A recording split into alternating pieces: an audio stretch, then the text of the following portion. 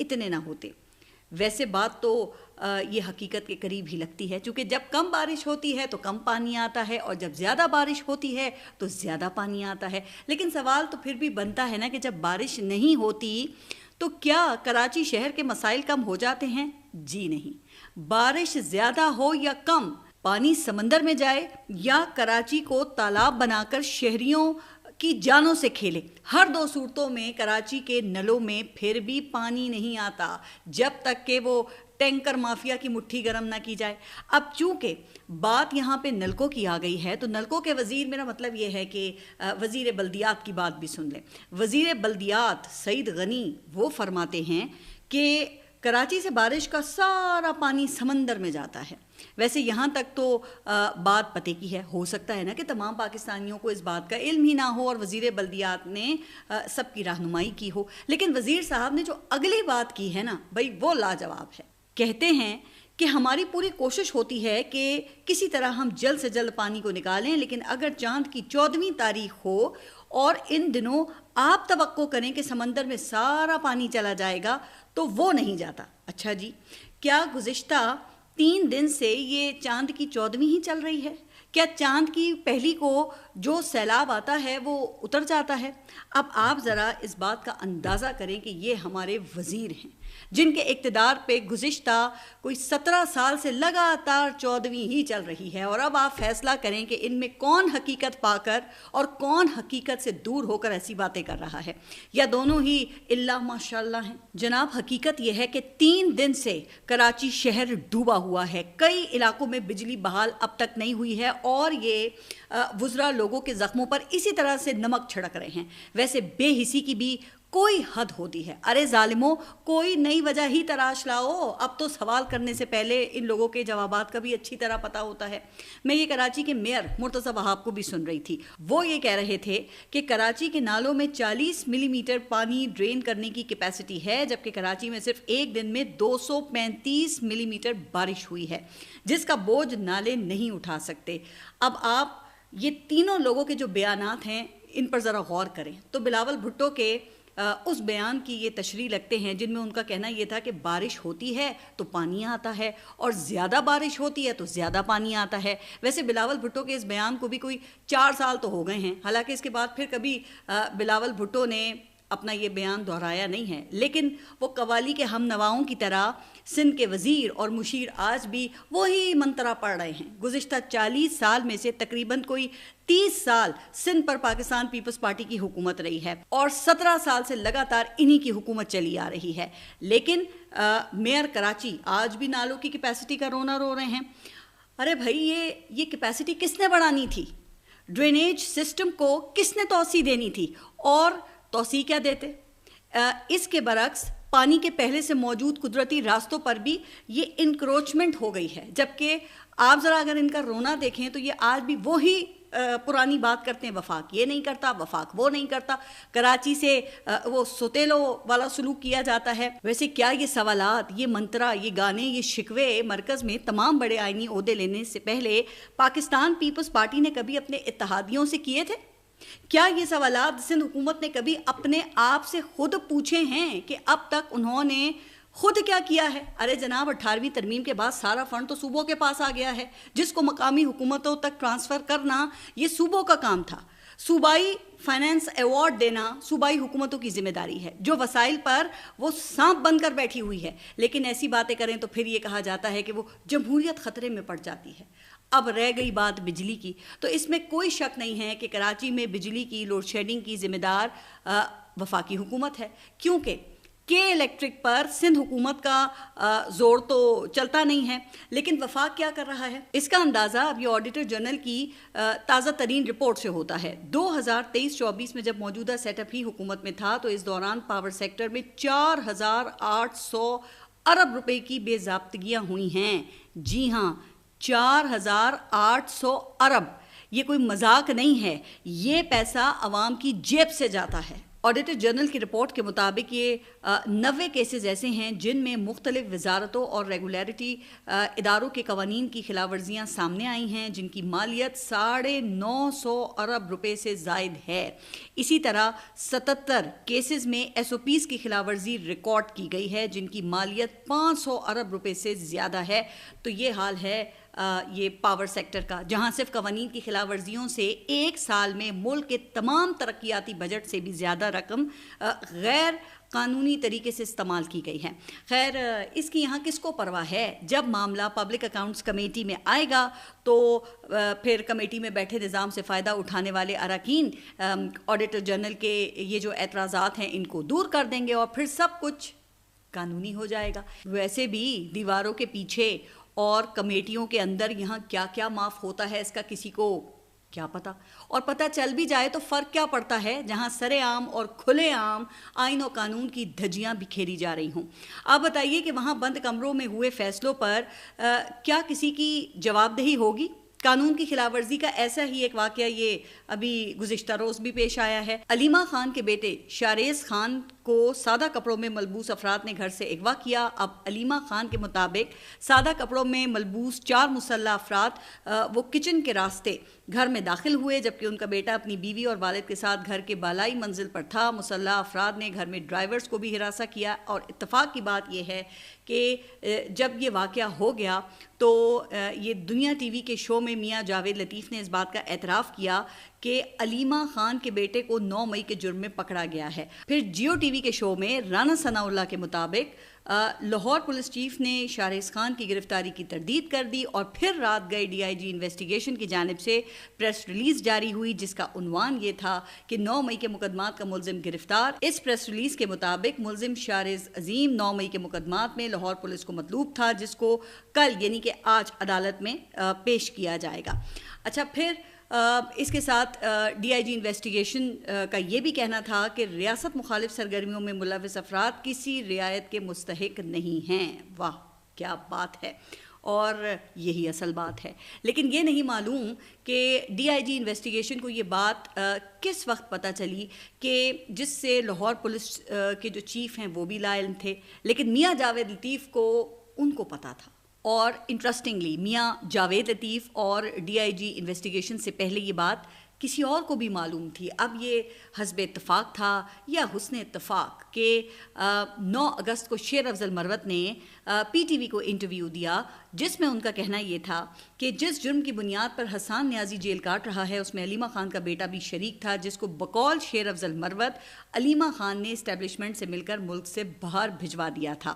تو پھر کیا یہ سمجھا جائے کہ شیر افضل مروت کو یہ بات کسی جن نے بتائی تھی یا ان کی ہی فرمائش پر یہ گرفتاری عمل میں لائی گئی ہے؟ تو اب ہو سکتا ہے کہ قانون نافذ کرنے والے اداروں کو ان کی بات سن کر یاد آ گیا ہو، لیکن جو بھی ہوا یہ ثابت ہوا کہ واقعی قانون اندھا ہوتا ہے، کیونکہ شیر افضل مروت نے علیمہ خان کے دوسرے بیٹے شیر شاہ کی بات کی تھی جو برطانیہ میں رہتا ہے، لیکن پولیس نے شاریز کو گرفتار کر لیا، وہ بھی 9 مئی کے واقعے کے 2 سال 3 ماہ بعد۔ یعنی کہ علیمہ خان کے بیٹے کو گرفتار کرنا تھا، چاہے پہلا ہو یا دوسرا۔ حالانکہ بتایا جاتا ہے کہ ان کا یہ بیٹا اس دوران لاہور میں رہا اور بیرون ملک بھی آتا جاتا رہا، لیکن جناب کیا پولیس کو کوئی یہاں پوچھ سکتا ہے؟ کوئی کیسے پوچھے گا؟ کیونکہ 2 دن پہلے ہی تو پارلیمنٹ نے یہ انسداد دہشت گردی ایکٹ میں ترمیم کی تھی، جس کے تحت پولیس شک کی بنیاد پر کسی بھی شخص کو 3 ماہ کے لیے گرفتار کر سکتی ہے، جس میں مزید 3 ماہ کا اضافہ بھی ہو سکتا ہے۔ حالانکہ یہ قانون پاس کرتے ہوئے عرفان صدیقی جیسے دانشوروں کا کہنا یہ تھا کہ یہ قانون خطرناک دہشت گردوں کے لیے لایا جا رہا ہے، جس سے لاپتہ افراد کا مسئلہ حل کرنے میں مدد ملے گی۔ تو لیں، مل گئی مدد۔ پہلے ایک شہری کو اغوا کیا گیا اور اب ڈنکے کی چوٹ پہ اس بات کا اعتراف کیا گیا، اور قانون کا کور بھی تو حاصل ہو گیا نا۔ تو کیا پھر یہ ہے اصل حقیقت کہ دہشت گردی کے نام پر بنائے گئے قوانین کو سیاسی انتقام کے لیے استعمال کرنا ہے؟ اچھا، ویسے میں یہ سوچ رہی تھی کہ گزشتہ روز ہی جب یہ سب کچھ ہوا نا، تو اتفاق کی بات یہ ہے کہ یہ اتفاق بھی گزشتہ روز ہی ہوا جب 9 مئی کے 8 مقدمات میں سپریم کورٹ نے عمران خان کو ضمانت دینے کا فیصلہ کیا۔ اچھا، اگرچہ عملی طور پہ اس کا فائدہ عمران خان کو نہیں ہونا تھا کیونکہ وہ القادر کیس میں وہ سزا کا سامنا کر رہے ہیں، جبکہ دیگر کئی مقدمات میں بھی ان کی ضمانتیں اس وقت پینڈنگ ہے، لیکن چونکہ اس فیصلے سے 9 مئی کے ریاستی بیانیے کو دھچکا لگا، اس لیے شاید ریاست نے بتایا کہ یہ 27 ماہ کے بعد بھی 9 مئی کے مردہ گھوڑے میں جان ڈالی جا سکتی ہے۔ لگتا ہے کہ سپریم کورٹ نے بھی نہایت مجبوری میں یہ فیصلہ کیا ہے، اور جو فیصلہ کیا ہے اس میں بھی ایسی احتیاط برتی گئی ہے کہ کہیں کوئی ناراض نہ ہو جائے۔ وہ کیسے؟ تو وہ ایسے کہ لاہور ہائی کورٹ نے جون میں 9 مئی کے 8 کیسز میں عمران خان کی ضمانتیں مسترد کر دی تھی، بلکہ ایک قدم آگے جا کر عمران خان کو بادیوں نظر میں 9 مئی سازش کا ماسٹر مائنڈ قرار دیا تھا۔ حالانکہ اس وقت بھی میں نے یہ نقطہ اٹھایا تھا کہ یہ قانون کے اصول کے خلاف ہے کہ ٹرائل کا موقع دیے بغیر کسی کو کیسے قصوروار قرار دیا جا سکتا ہے، اور یہی وہ نقطہ تھا جو سپریم کورٹ میں عمران خان کی ضمانت کا باعث بنا۔ اب کہا یہ جاتا ہے کہ بھئی یہ تو سیدھا 2+2 کا کیس تھا، لیکن چونکہ بات عمران خان کی تھی اور وہ بھی یہ 9 مئی کے حوالے سے تھی، تو سپریم کورٹ نے بھی 4 سماعتوں سے پہلے فیصلہ نہیں کیا۔ اب جو پہلی سماعت تھی اس میں نوٹس ہوا، دوسری سماعت میں چیف جسٹس نے یہ کہہ کر 1 دن کا وقت لے لیا کہ میری تیاری نہیں ہے۔ ویسے یہ بھی ہماری عدالتی تاریخ میں ہونا تھا، کیونکہ عام طور پہ تو یہاں وکیل ہی تیاری کے لیے وقت مانگتے ہیں نا، لیکن 9 مئی کے کیس میں جج صاحب نے وقت مانگا۔ خیر 1 دن پھر اس طرح بھی گزر گیا۔ اگلی سماعت میں پنجاب حکومت کے پروسیکیوٹر کا پیٹ خراب ہو گیا، جس کی وجہ سے یہ دن بھی گزر گیا۔ پھر گزشتہ روز عدالت لگی تو پہلے بینچ چینج ہو گیا، 3 رکنی بینچ میں ایک جج کی جگہ دوسرے جج آ گئے، لیکن چونکہ کیس میں جان نہیں تھی، 2 سال سے نہ تو چلان پیش ہوا تھا اور نہ ہی فرد جرم عائد کی گئی تھی، اس لیے سپریم کورٹ کو یہ ضمانت دینا پڑی۔ لیکن فیصلہ لکھنے سے پہلے چیف جسٹس نے دونوں طرف کے وکلا کو اپنے چیمبر میں بلا لیا۔ ویسے اس کی بھی عدالتی تاریخ میں ذرا کم ہی مثالیں ملتی ہیں۔ جج عام طور پہ کھلی عدالت میں اپنا جو فیصلہ ہے وہ ڈکٹیٹ کرواتے ہیں۔ شاید چیف جسٹس کسی کو ناراض نہ کرنا چاہتے ہوں، کیا پتا کہ فیصلے میں لکھی کسی بات سے یہاں کوئی ناراض ہو جائے۔ اسی وجہ سے جب فیصلہ آیا تو کئی وکلا نے اسے ون ون فیصلہ قرار دیا، کیونکہ اس فیصلے سے لاہور ہائی کورٹ کی جانب سے عمران خان کو 9 مئی کا ماسٹر مائنڈ قرار دینے کی آبزرویشن پر کوئی قانونی آرڈر پاس نہیں کیا۔ حالانکہ چیف جسٹس کے ریمارکس موجود ہیں کہ ہائی کورٹ ضمانت کے کیس میں مقدمے کے میرٹس کو ڈسکس نہیں کر سکتی، لیکن سپریم کورٹ نے یہ کہہ کر ضمانت دے دی کہ سازش کے کیس میں اس سے پہلے بھی اعجاز چودھری اور 2 دیگر پاکستان تحریک انصاف کے رہنماؤں کو ہم ضمانت دے چکے ہیں، اس لیے عمران خان کو انکار نہیں کر سکتے۔ اچھا مزے کی بات یہ ہے کہ دوران سماعت پروسیکیوٹر نے 2 مرتبہ یہ کہا کہ اعجاز چودھری کی ضمانت کے معاملے میں حکومت کا کیس کمزور تھا، اس لیے اس سے موازنہ نہ کریں۔ اب آپ ذرا غور کریں کہ حکومت کا اپنا وکیل اعجاز چودھری کے معاملے پر حکومتی کیس کے کمزور ہونے کا یہ اعتراف کر رہا ہے، لیکن انہی اعجاز چودھری کو 2 لوور کورٹس ایک جیسے مقدمے میں الگ الگ 10 سال کی سزا سنا چکی ہیں۔ تو یہ ہے ہمارے انصاف کا حال۔ پھر کہتے ہیں کہ اداروں کا احترام کرو، بالکل اداروں کا احترام کرنا چاہیے، لیکن کیا ادارے اس طرح کے کنڈکٹ کے بعد بھی عزت کی توقع کر سکتے ہیں؟ اداروں کو بھی تو قانون اور انصاف کا پاس رکھنا چاہیے نا، یا وہ مادر پدر آزاد ہیں بالکل۔ بہرحال چونکہ بات حسن اتفاق سے ہماری شروع ہوئی تھی تو جناب 9 مئی سے متعلق ایک اور بڑی پیش رفت بھی گزشتہ روز ہی سامنے آئی ہے۔ جب سپریم کورٹ سے عمران خان کی ضمانتوں کا فیصلہ ہوا تو اس کے بعد اچانک DGISPR کی بریکنگ نیوز چلنا شروع ہوئی کہ سینئر صحافی سہیل وڑیچ نے فیلڈ مارشل سے منسوب جو باتیں کی ہیں ان میں کوئی حقیقت نہیں ہے۔ کہا گیا کہ سہیل وڑیچ نے ذاتی مفاد اور تشہیر کے لیے غیر ذمہ داری کا مظاہرہ کیا ہے۔ اب ہو سکتا ہے نا کہ DGISPR نے سہیل وڑیچ کا بیان گزشتہ روز ہی پڑھا ہو، یا جس تقریب میں انہوں نے یہ تردید کی وہاں پر موجود صحافیوں کے سوالات پر انہیں یہ تردید کرنی پڑی ہو، لیکن جن صحافیوں کے ساتھ ان کی گفتگو کرتے ہوئے وہ تصویر سامنے آئی ہے وہ تو 3-4 دن پہلے سے سب یہی باتیں کر رہے تھے۔ وہی بات گزشتہ روز پھر DGISPR نے کی۔ ان کا کہنا یہ تھا کہ برسلز میں نہ تو فیلڈ مارشل نے کوئی انٹرویو دیا اور نہ ہی معافی کی بات ہوئی ہے۔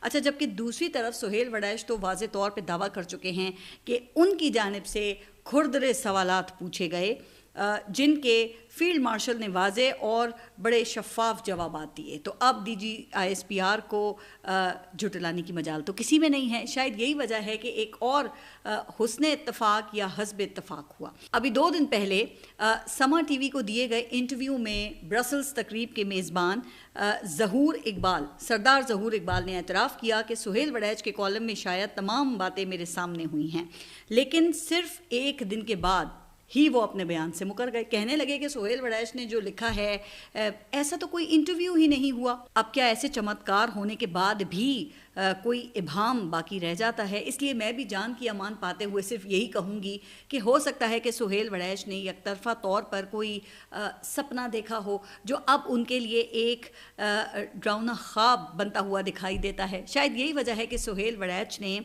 DGISPR کی 5 دن بعد کی باسی تردید پر بھی فی الحال ابھی تک چپ کا روزہ رکھا ہوا ہے. اچھا، اوپر سے گزشتہ روز ایک صحافی نے پاک فوج کے ترجمان سے پھر یہ سوال بھی کر دیا کہ کیا انٹرویو چھاپنے والے ادارے کے خلاف کوئی کارروائی ہوگی؟ تو اس پر DGISPR نے جواب یہ دیا کہ ہم نے بہت واضح الفاظ میں کہا ہے کہ اداروں کو سمجھداری کا مظاہرہ کرنا چاہیے، میڈیا کو سمجھنا چاہیے کہ یہ مناسب نہیں. چلیں اب اس سے ایک بات تو کلیئر ہو گئی ہے کہ غیر مناسب بات پر سہیل وڑیچ یا ان کے ادارے پر کم از کم پی کا قانون تو نہیں لگے گا. ہاں، اگر کہا جاتا کہ یہ غیر قانونی اور یہ ڈس انفارمیشن ہے تو پھر خطرہ ہو سکتا تھا. خیر، اب سہیل وڑیچ کے بیان کی تو DGISPR نے تردید کر دی ہے، لیکن مجھے یاد پڑتا ہے کہ مئی 2024 میں وہ خود یہ بات کر چکے ہیں کہ پاکستان تحریک انصاف کے لیے واپسی کا واحد راستہ غیر مشروط معافی ہے. تو کیا گزشتہ روز کی تردید کو ان کے اپنے بیان کی بھی تردید سمجھا جائے؟ پھر بہرحال انہوں نے کہا کہ معافی کے بعد بھی 9 مئی کا جو سانحہ ہے اس میں ملوث ماسٹر مائنڈز، سہولت کاروں اور حملہ کرانے والے سمیت ہر کردار کو قانون کے کٹہرے میں لایا جائے گا. اچھا، جب یہ ہو گیا نا سب، تو پھر ایک اور اتفاق ہوا. حکومت کی کچھ جان میں جان آئی. وزیر مملکت برائے قانون و انصاف بیرسٹر عقیل ملک کو PTV پر سپلٹ ونڈو میں براہ راست قوم سے